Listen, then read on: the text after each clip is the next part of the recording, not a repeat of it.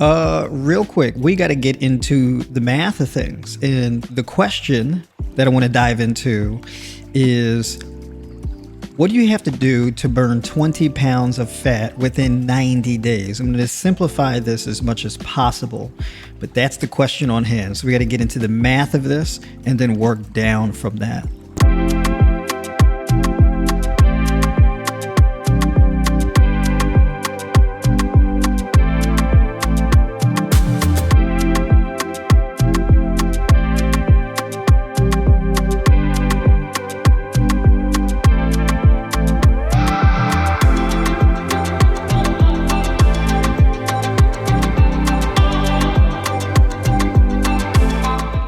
All right. So the mathematical requirements for reaching this goal is, on average, you need to burn around 86 grams of stored fat per day. This comes out to a caloric value of like around 778 calories or something like this, right? And I say on average, specifically caloric burn from stored fat. And that's very important to distinguish because you can burn calories from stored glycogen in the body, okay? And glycogen basically is a way that your body stores sugar, right? Known as glucose. So basically you eat carbohydrates, the carbohydrates break down into sugar, glucose, and that glucose gets stored inside your cells as glycogen. You store a lot of glycogen in your liver, you store a lot of glycogen in your muscle mass, and that gets used as a form of energy. Now, the thing that uses the most amount of energy in your body is your nervous system, your brain, and your muscle tissue, right? Those are the infrastructural elements of the human body that use the most amount of energy. And the liver is like a manufacturing hub inside your body. It makes hormones, enzymes, it makes cholesterol, types of things, but it's also a bit of a storage depot. So when you eat carbohydrates, that breaks down into glucose and goes to your liver, and then your liver will delegate that to other areas in your body, right? Now, you can, to one degree or another, pick and choose or create the conditions where your body will actually burn more calories from stored fat as opposed to, let's say, carbohydrates or sugar as we know it. This is important when it comes to exercise selection. So people think that, well, in order for me to really maximize weight loss, I got to do high intensity exercise, right? High intensity interval training, CrossFit, heavy weightlifting, things like this in order to really burn fat. But here's the interesting thing. Those types of exercise mostly use stored glycogen in muscle tissue. It doesn't really burn fat necessarily. You only really burn fat at rest. If you're doing something that requires a lot of energy up front, it's a high intensity thing, you're not really going to be using stored fat to really drive that. You actually have to burn through liver glycogen, all right? So the type of exercise that you would actually have to do is pretty low intensity, like walking. Now, your liver can store around 120 grams of glycogen, basically glucose, at one time. This has a caloric value of 480 calories. So basically what you can do is you can walk 8 to 10,000 steps per day, or you can walk around 5 or 6 miles per day, right? And that walk should be enough to deplete stored glycogen inside your liver. Now, this is really important because when you deplete the stored glycogen in your liver, your body has to pull from other resources in order to refuel your liver. In order to keep your blood sugar numbers up, your body's going to have to tap into stored fat for energy because it's not getting it from food. And it doesn't really get it from muscle mass that way either, right? Because typically what happens is when you eat, the carbohydrates break down into glucose, and the glucose gets sent to your liver, and your liver delegates it to your muscle tissue, right? Or the glucose hits your bloodstream and goes directly to muscle tissue. So it's a bit of there's two ways it happens, right? Now, for an example of that, the reason why this is important is because let's say you eat fruit. Fruit typically is a 50-50 split between glucose and fructose, right? So the glucose can go hit the bloodstream and go straight to the muscle tissue. And then the fructose actually goes to the liver, gets converted into glucose, and that's sent to the muscle tissue. All right, so this is what I mean, all right? Not to make things too complicated. But what your body doesn't do is it doesn't really pull glycogen from your muscle tissue to send it to your liver.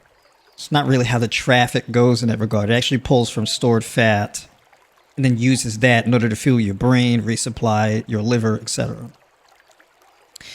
But you're not getting like a rapid, fast amount of glucose from stored fat. It's actually a pretty slow process that happens. That process is lipolysis. Basically, when your body breaks down stored fat into smaller lipid structures and converts that into usable energy. Right? But you got to get through the liver glycogen first, so you can go for that walk. You burn that 120 grams of glycogen in the form of 480 calories, right, of caloric burn. You would ideally do this first thing in the morning. This means you wake up out of bed, you clean the coal out of your eyes, you brush your teeth, you get dressed, and you go out for your walk. You don't eat anything, none of that. Through that walk, and by the end of that walk, you'll pretty much be running entirely on stored fat for energy. Right? So you're going to get that whole process going. You interrupt this process though when you eat, because basically when you eat, especially if you eat carbohydrates and protein, you're going to get an increase in insulin, right? You're going to get an activation of mTOR, which triggers cellular growth and actually shuts off cellular catabolism, right? So you actually get anabolism. Anabolism is cellular growth. Catabolism is cellular breakdown. So in a fasted state, you're going to get more of a cellular breakdown. But when you eat, that triggers insulin, that triggers mTOR, and you get more cellular growth. Now, this implies fasting. Now, here's the thing. And people struggle to lose weight eating every day because they may not have this information. This is very important to know. So if you need on a daily basis to be able to burn, what was that? 778, basically 780 calories burned from fat per day in order to reach that weight loss goal.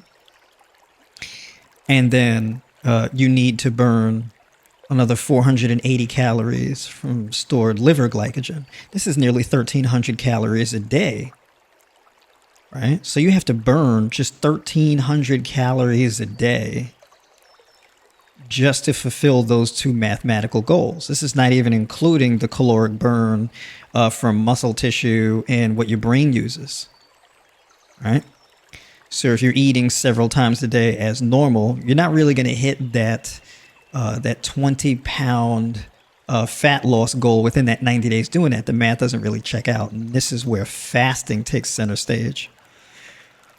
However, fasting is a stressor, right? So the more aggressively you do it, the more problems you start to have. You become resistant to it over time, right? And it can be real rough. Not for everybody, but on average, for most people. This becomes very difficult, and it becomes increasingly more difficult past a certain point.